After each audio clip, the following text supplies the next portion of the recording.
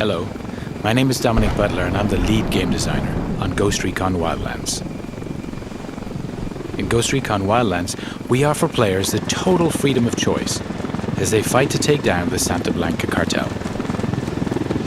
A few months ago at E3, our 4 ghosts raided a camp to extract El Pozolero, a buchon of the Santa Blanca cartel.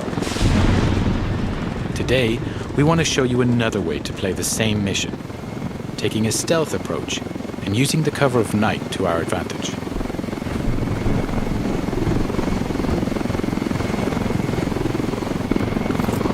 Weaver, Nomad and Holt are base jumping from the helicopter. This is one of the 60+ vehicles available in the game for you to use as you explore the world. Today, 4 devs are playing the demo in co-op. But RECON Wildlands is entirely playable from beginning to end, in solo where you're supported by your AI teammates. Weaver has landed on a cliff nearby to gain a vantage point and provide cover for Nomad and Holt, who are now landing and moving towards a cartel checkpoint.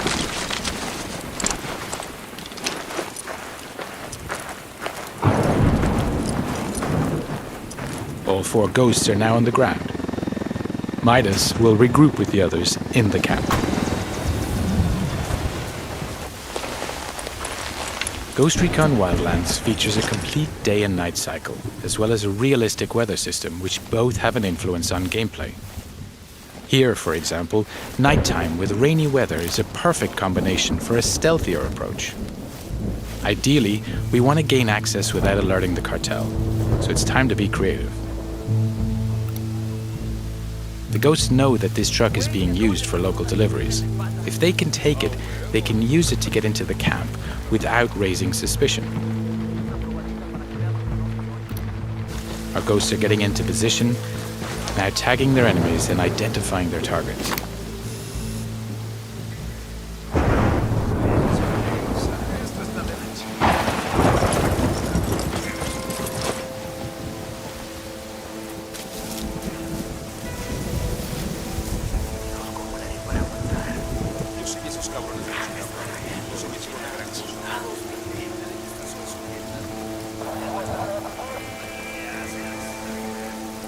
Midas is now using the sync shot feature to assign targets to his teammates. The sync shot makes its comeback in Wildlands and is the perfect feature to coordinate your action with your team. Here we go. And that's a perfect execution. Playing solo, you'll be able to issue simple orders to your AI teammates to achieve the same deadly result. Now Nomad and Holt are going to use the truck to get into the camp without being detected.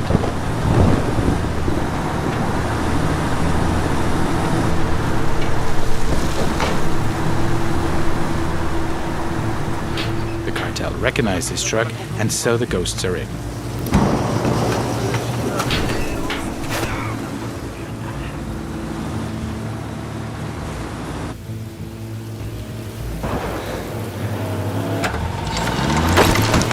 Holt has jumped out of the truck and is preparing a possible exit strategy by placing some C4. Landmines, frag, flash, and diversion grenades will also give you the explosive edge and help create diversions. With more than 50 weapons available in the game that you're able to use and customize with hundreds of different attachments, it's up to you to choose the right weapon for the job. Each of them has its own ballistics model with piercing, dispersion, and bullet drop.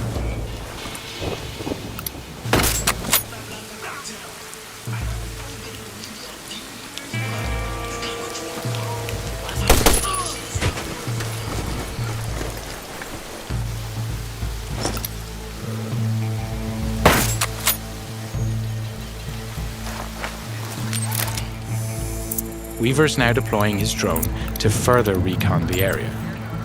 He switched to thermal vision to easily detect local targets. Other special upgrades can be added to the drone too, including an EMP pulse that deactivates electronics, a noise generator, or high explosives.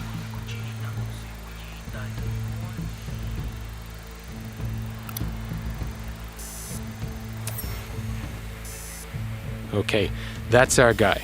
El Pozzolero working late into the night.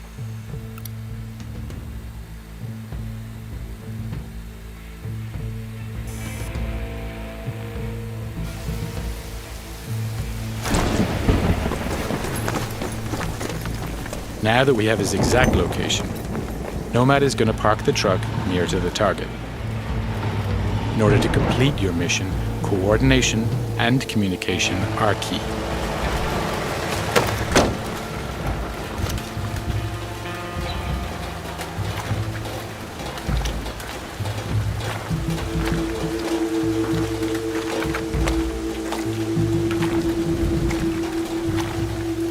Nomad is now in position, waiting for the right moment to grab the target.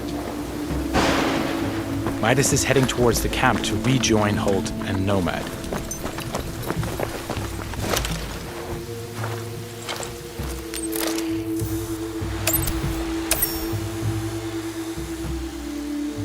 Weaver has located the camp generator with his drone. If the team manages to shut it down, they'll kill power in the camp, which will prevent triggering alarms or secondary reinforcements.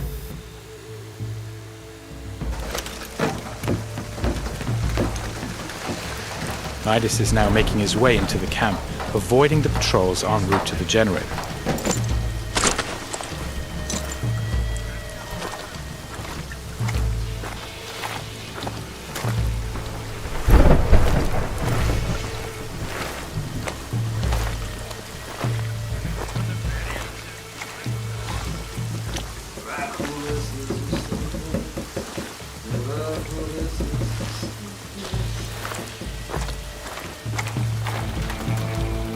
Holt is placing more C4 on the other side of the camp to provide further distraction in case the ghosts need it during their escape.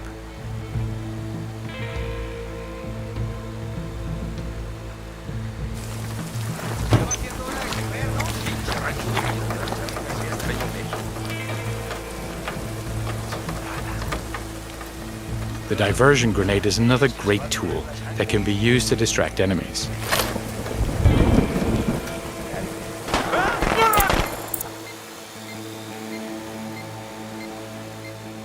Since we're attacking this camp at night, we can take advantage of each NPC's unique day and night agenda.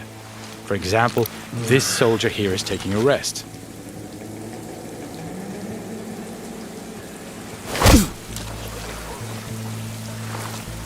Back to Midas, who's keeping a low profile to avoid being detected.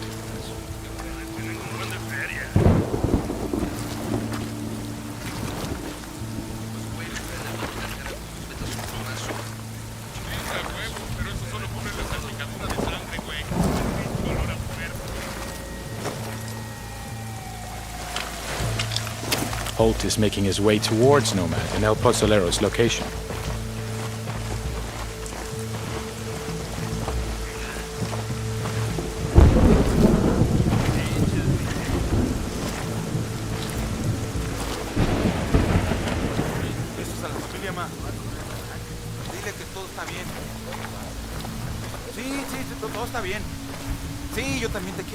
Making sure you don't leave bodies to be discovered is key to preventing the camp going on full alert. You can grab and drag your enemies away from the patrol path, so when you knock them out, they're out of sight.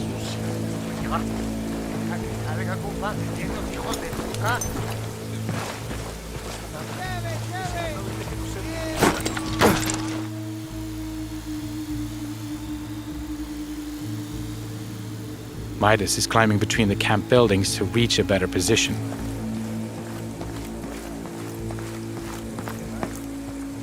All the while, Weaver continues to provide cover.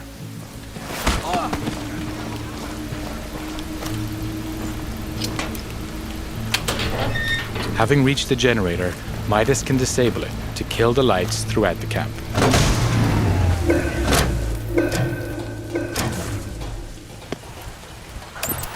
Nomad has activated his night vision to get closer to El Pozzolero. Now, while enemies don't have night vision, they will become suspicious as to why the lights are suddenly out. Now, we need to extract our target from the camp. The enemies are now alerted by the noise and are trying to find its origin.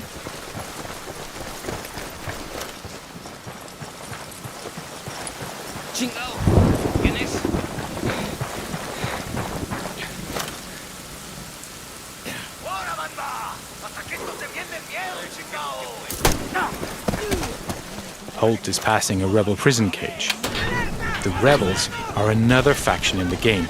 They have their own conflict with the Santa Blanca, so they'll spontaneously engage whenever they get the chance.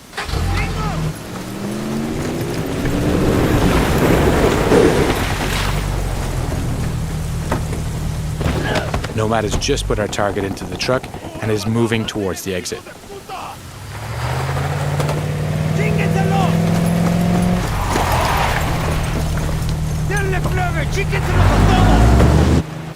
Weaver is liberating another group of rebels.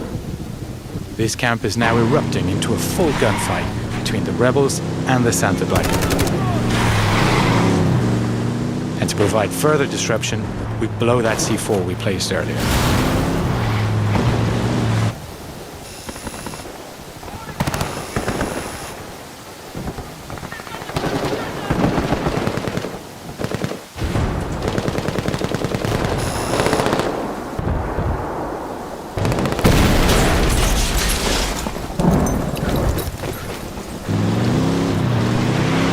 Weaver is now headed to rejoin the others, clearing the last of the Santa Blanca in the wild who were attracted by the gunshots.